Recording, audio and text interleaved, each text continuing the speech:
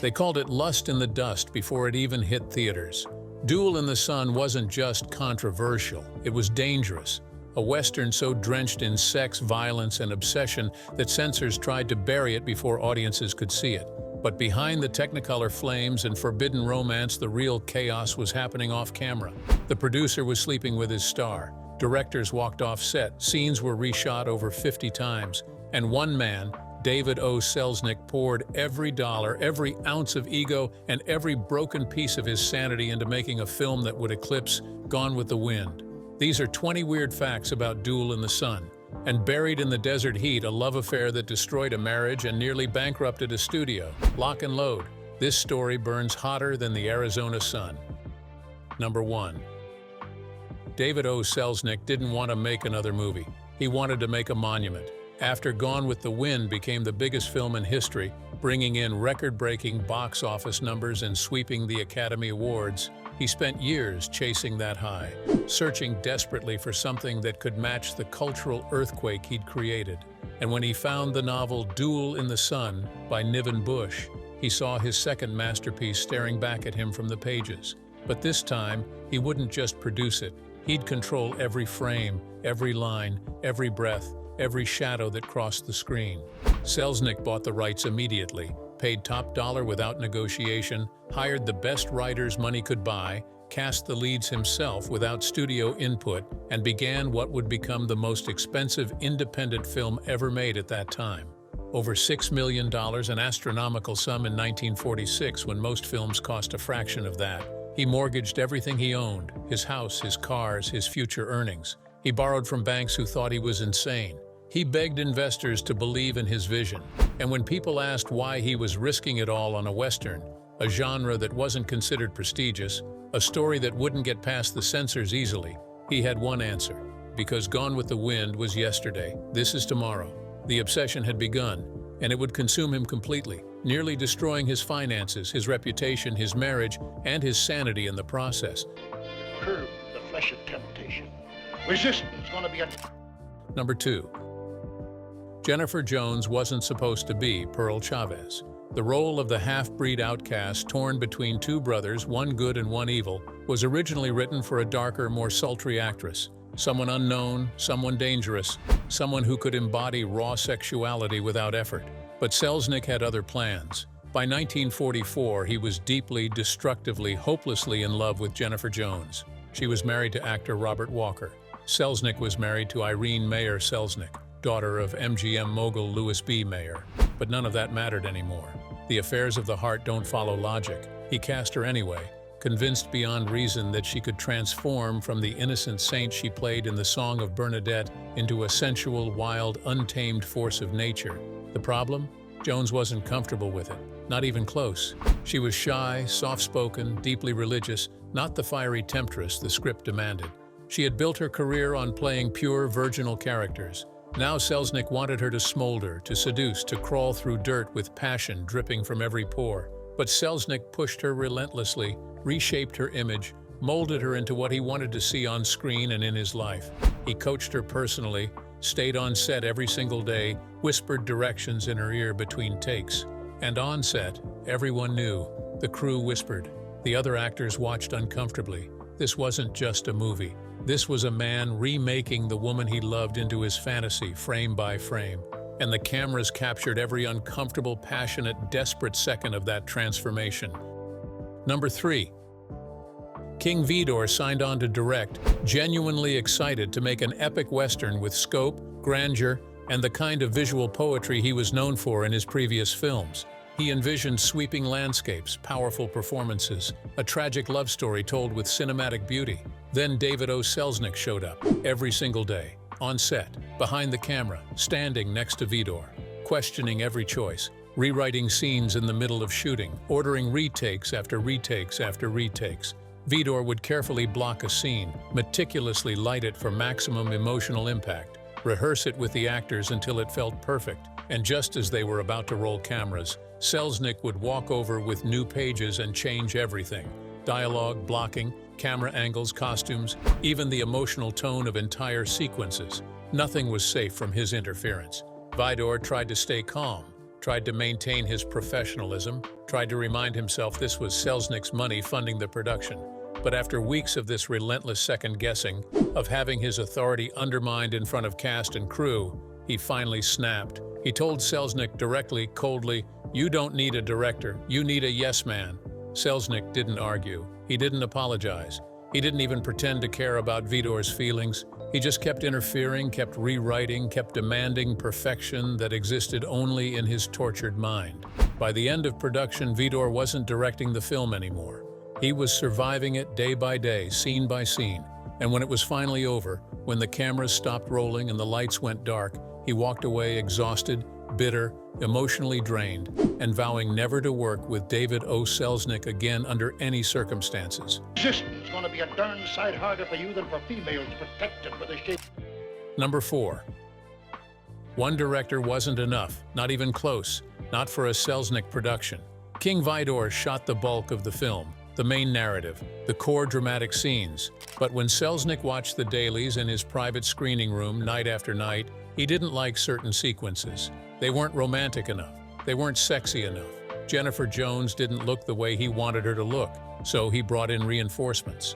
Josef von Sternberg, the legendary director who had made Marlene Dietrich into an icon of sultry European sophistication, was hired specifically to reshoot some of Jennifer Jones's close-ups. He spent weeks crafting lighting, playing with shadows, adjusting angles, trying to make her look like the seductress Selznick desperately wanted her to be. Then William Dieterle was brought in to direct additional dramatic scenes that Selznick felt needed a different touch. Then Otto Brauer for some of the action sequences and second unit work. And finally, inevitably, Selznick himself grabbed the camera for certain shots, directing scenes without credit, without consulting anyone, without caring what the official director thought. By the end of production, no one knew who had actually directed what. The shooting script was marked up in 5 different handwriting styles. The dailies came from multiple units working simultaneously. It wasn't a film anymore. It was a Frankenstein's monster stitched together from 5 different visions, 5 different aesthetics, 5 different creative minds, all trying to serve one man's obsessive, impossible dream. And somehow, miraculously, tragically, it still held together as a coherent piece of cinema, barely. Number 5. Gregory Peck hated his character from the moment he read the script. Lloyd McCandless was violent, cruel, selfish, irredeemable. A man who lusted after Pearl, abused her emotionally and physically, shot men without remorse, and dragged her into moral chaos and destruction. Peck had just become a major star playing noble, upstanding heroes in films like The Keys of the Kingdom and Spellbound. Audiences loved him as the moral center, the good man, the character you could trust. Now Selznick wanted him to play a sneering villain in tight pants, a black hat, and a permanent scowl. Peck tried to refuse, argued with Selznick in private meetings, explained that this would damage his carefully built image. But he was under contract. Selznick owned him, at least temporarily. So he showed up to set every day, did the scenes as written, hit his marks, delivered his lines, and quietly seethed through every single take. He later called it one of the worst experiences of his career, not because of the technical work or the other actors, but because he felt the character had no redemption, no arc, no journey toward anything resembling humanity, just cruelty for cruelty's sake. And the worst part, the truly bitter irony? Audiences loved it. Women found Lloyd magnetic, dangerous, irresistible in his darkness. They wrote letters. They waited outside theaters. They wanted more of Gregory Peck playing bad. Peck's darkest, most uncomfortable role became one of his most remembered and discussed performances, and he never ever forgave Selznick for making him play it. Number 6. The script was never finished. Not on day 1 of production, not on day 50, not on day 100. Selznick rewrote scenes every single night in his office, fueled by coffee and prescription stimulants, sometimes handing out new pages to actors minutes before cameras rolled in the morning. Actors would memorize dialogue before breakfast only to have it completely changed line by lunch. Jennifer Jones broke down in tears multiple times, sitting in her dressing room begging assistant directors for consistency, for stability, for something she could hold on to. Gregory Peck started improvising just to keep up with the chaos, throwing in his own lines when the new script pages didn't make sense. And King Vidor stopped trying to follow any script entirely instead directing based on instinct, vibes, and Selznick's manic energy in the moment. At one point during production, there were 17 different versions of the final confrontation scene, 17 completely different endings. Some were tragic, with both characters dying in despair. Some were romantic, with them dying in love. Some were nihilistic, with no redemption at all. Selznick couldn't decide which ending he wanted, which version served his vision, so he just kept shooting them all, every variation, every possibility, until the actors physically couldn't continue, until Jennifer Jones was so exhausted she could barely stand. The film that eventually made it to theaters? A stitched-together compromise pulled from multiple versions, edited and re-edited a dozen times, that satisfied absolutely no one involved in the production, least of all David O. Selznick himself. Number 7. David O. Selznick wasn't just obsessed with the movie, he was obsessed with Jennifer Jones, and everyone on that set, from the stars to the grip crew, knew it. By the time Duel in the Sun started filming in 1945, Selznick had already left his wife and children for her. He walked away from his marriage to Irene Meyer Selznick, one of the most powerful women in Hollywood, daughter of a studio mogul, for an actress he believed he could shape into greatness. Jones was still technically married to actor Robert Walker at the time, but that marriage was crumbling, breaking apart under the weight of Selznick's relentless pursuit and her own confused feelings. On set, the affair was impossible to ignore, uncomfortable to witness. Selznick would sit inches from Jones between takes, whispering to her, adjusting her hair with his own hands, watching her with an intensity that made people look away. He wouldn't let other men get too close. He monitored her costumes. He controlled her makeup. The crew felt uncomfortable standing near them. Gregory Peck later said in interviews that it was like watching someone try to sculpt a living person out of clay, reshaping them stroke by stroke. Selznick didn't just want Jennifer Jones to be a great actress giving a great performance. He wanted her to be his creation, his obsession made flesh, his fantasy walking and breathing on screen. And the film itself, with all its doomed passion, destructive love, and characters unable to escape their desires, became a perfect mirror of their real-life relationship playing out before the cameras. Art imitating life, imitating madness in an endless loop. Number 8. The censors saw the script and immediately, without hesitation, said no, absolutely not. The Hays Code, Hollywood's strict moral guidebook that governed every film released in America, had very clear rules that every studio followed religiously. No excessive violence, no sexual content beyond married kisses, no immoral behavior without proper punishment. Duel in the Sun broke every single one of those rules, stomped on them, set them on fire. The script featured attempted rape, adultery, murder in cold blood, sexual obsession, and a climax where the two leads shoot each other and die tangled together in a passionate embrace. Joseph Breen, the powerful head censor who could kill any film with one memo, sent back page after page of required cuts, scenes that had to be removed, dialogue that had to be changed. Selznick read the notes, crumpled them up, and refused. He fought back through letters, trimmed a few minor lines here and there to appear cooperative, but ultimately released the film without full code approval, something almost no one dared to do. The result? Exactly what he expected. The Catholic Legion of Decency officially condemned it from pulpits across America. Several states, including conservative areas in the South and Midwest, banned it outright from theaters. Protests erupted outside movie houses in major cities. Religious groups picketed. Newspapers wrote scandalized editorials, and Selznick, he loved every second of the controversy. He fed it. He gave interviews about artistic freedom. Squad cars showed up with sirens blaring. Officers had to push through crowds to figure out what was going on. And when they realized it was a publicity stunt for a movie, they were furious. Selznick was nearly arrested for creating a public disturbance and reckless endangerment. He talked his way out of it, charmed the officers, offered them free tickets. But the premiere made front-page news the next day, not for the film's quality, but for the chaos outside the theater. And once again, Selznick smiled. He'd gotten exactly what he wanted. Everyone was talking about Duel in the Sun. Number 13. Jennifer Jones suffered a complete nervous breakdown during production. The pressure of carrying the film, the physical demands of the role, the emotional weight of her relationship with Selznick, it all became too much.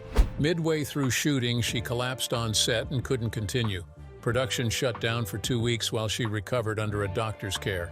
She was prescribed sedatives, ordered to rest, told to stay away from the studio. But Selznick couldn't leave her alone. He visited her constantly, brought her script changes, talked about the film for hours. Friends later said he wouldn't let her breathe, wouldn't let her escape even when she desperately needed space. When she finally returned to set, she was fragile, thinner, exhausted. The crew could see it in her eyes, but Selznick kept pushing, kept demanding more takes, more emotion, more everything. Years later, Jones would describe this period as one of the darkest of her life. She was trapped between love and control, unable to tell where one ended and the other began, and the camera captured all of it. That fragility, that exhaustion, that desperation. It made her performance hauntingly real because it wasn't entirely acting anymore. Number 14, the film was banned in multiple countries entirely. Not just censored or edited, but completely prohibited from being shown. Italy refused to release it, calling it morally corrupt. Ireland banned it on religious grounds. Several cities across America wouldn't allow it in their theaters despite the box office potential.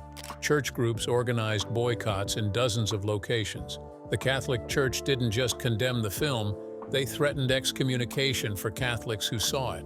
It was unprecedented. Most controversial films faced some resistance, but Duel in the Sun faced organized campaigns to destroy it. Selznick fought back through the press, calling it artistic censorship, defending the film's right to exist. But secretly he was thrilled. Every ban was free publicity. Every protest was another story in the newspapers. The forbidden nature of the film made people want to see it even more. Lines wrapped around blocks in cities where it was allowed to play. People drove for hours to theaters that would show it. The bans didn't kill Duel in the Sun.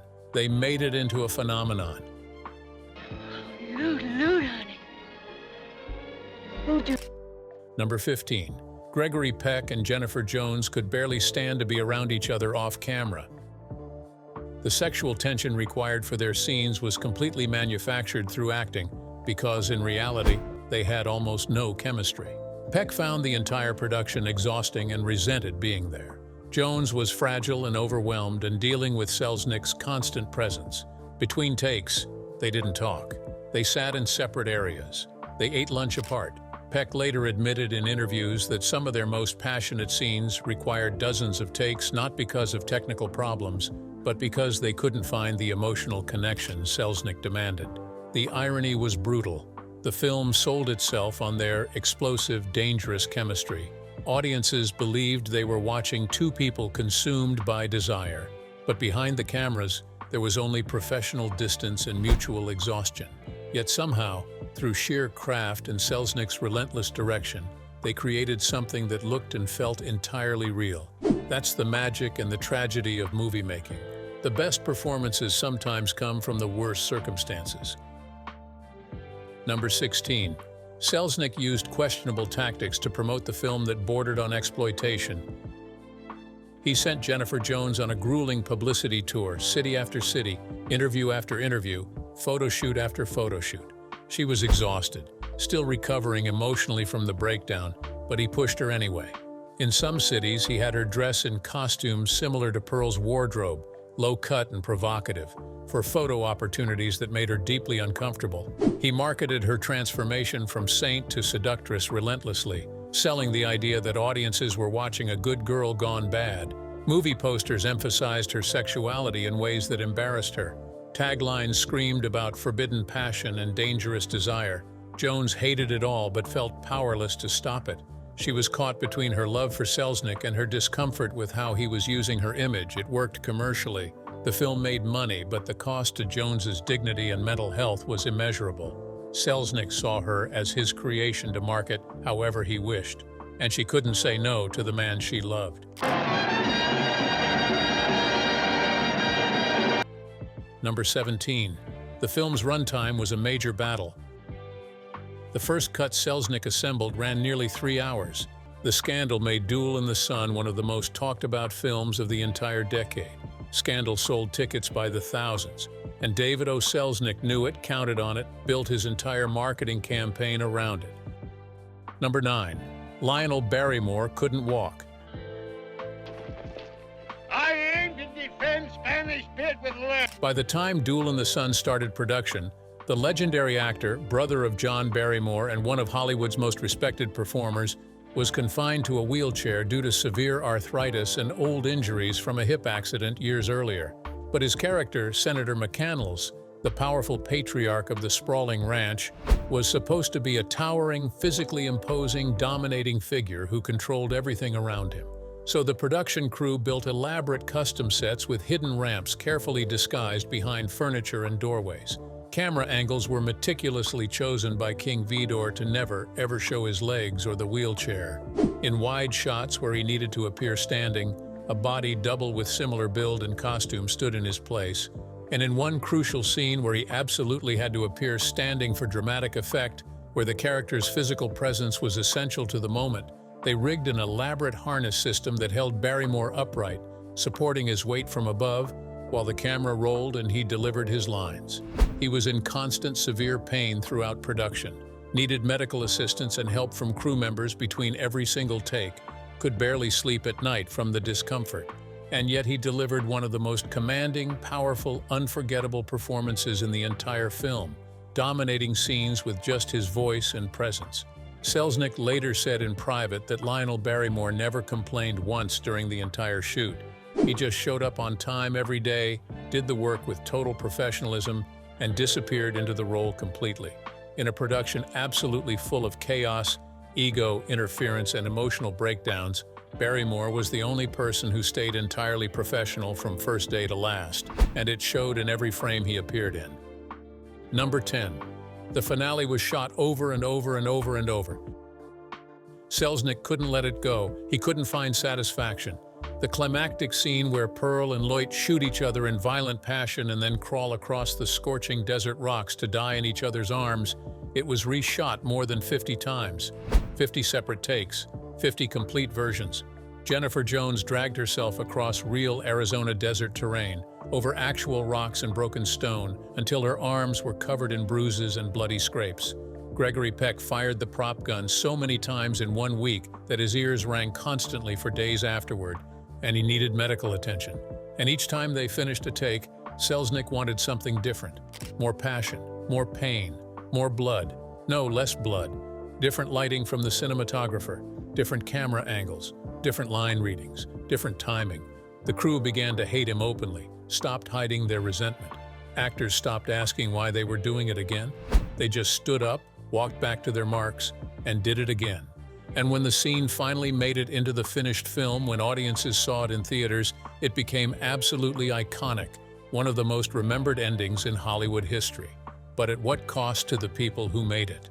Jones later said in interviews that she couldn't watch that scene without immediately remembering the physical feeling of crawling through dirt and broken stone, while the man who loved her, who controlled her, watched from behind the camera, standing next to the director, demanding perfection that might not even exist. That's not filmmaking anymore. That's obsession turned into torture, turned into art. Number 11. The music became its own scandal. Dmitri Tiomkin composed a massive, sweeping score for Duel in the Sun, one of the most expensive and elaborate musical arrangements ever created for a film at that time. But Selznick wasn't satisfied with just music. He wanted a hit song, something that would play on the radio, something that would keep the film in people's minds long after they left the theater.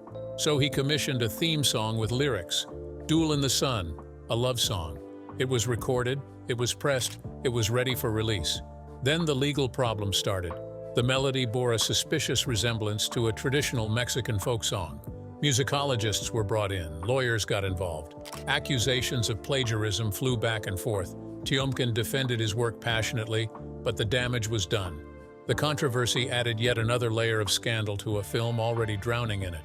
And Selznick, ever the showman, used even this to his advantage. Any publicity was good publicity.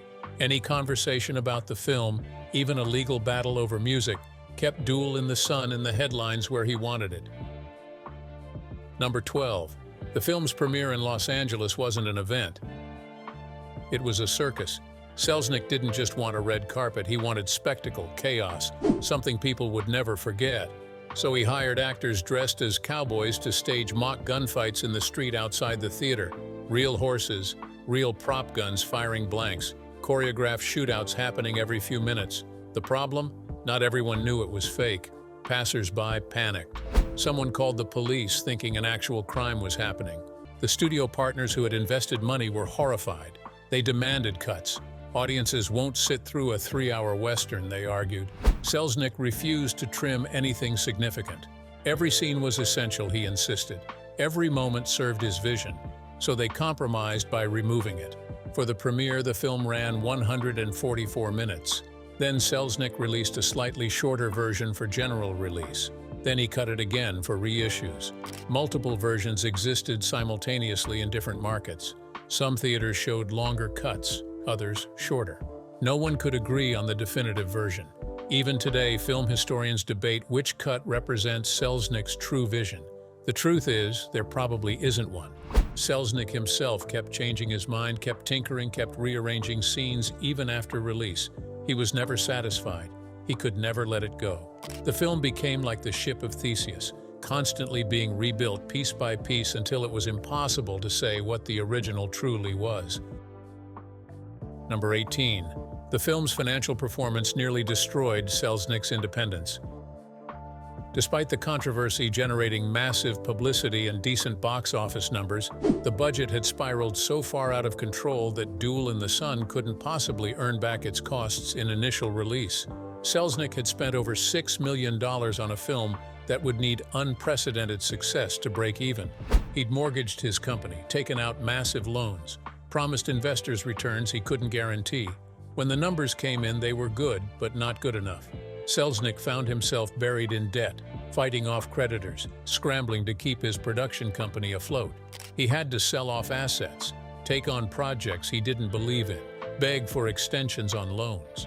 The film that was supposed to be his second masterpiece, his follow-up to Gone with the Wind, instead became the anchor that dragged him down financially for years. It took repeated reissues and eventual television sales decades later for Duel in the Sun to finally turn a profit. By then, Selznick's golden age was over. He never fully recovered his position as Hollywood's most powerful independent producer. Number 19. Jennifer Jones and David O. Selznick eventually married, but the relationship was never healthy. They wed in 1949, 3 years after Duel in the Sun's release, after their respective divorces were finalized, but the pattern established during the film's production continued throughout their marriage. Selznick controlled her career obsessively, micromanaged every role, every script, every public appearance. He convinced her to turn down parts, accept others, always positioning her the way he thought best. Jones later said she lost herself completely during those years. She stopped knowing what she wanted versus what he wanted for her. The marriage lasted until Selznick's death in 1965, but those who knew them said it was less a partnership than a continuation of that dynamic from the Duel in the Sun set, a powerful man reshaping a talented woman into his vision. By the time he died, Jones had spent 2 decades under his control. She lived another 34 years after his death, slowly rebuilding her sense of self. But she never fully escaped the shadow of that film and that relationship. It had marked her permanently. Number 20. Despite everything, despite the chaos and the breakdowns and the financial disaster and the personal destruction, Duel in the Sun left a lasting impact on cinema. It pushed boundaries that needed pushing. It proved that films could tackle adult themes, sexual content, moral ambiguity in ways that previous Westerns never had. It influenced filmmakers for decades afterward.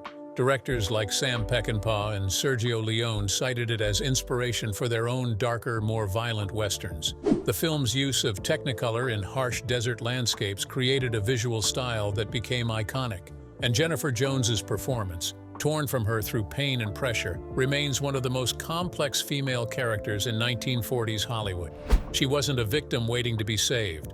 She wasn't a pure innocent. She was messy, sexual, flawed, real. That was revolutionary. So yes, the production was nightmarish. Yes, it damaged lives. Yes, Selznick's obsession hurt everyone involved.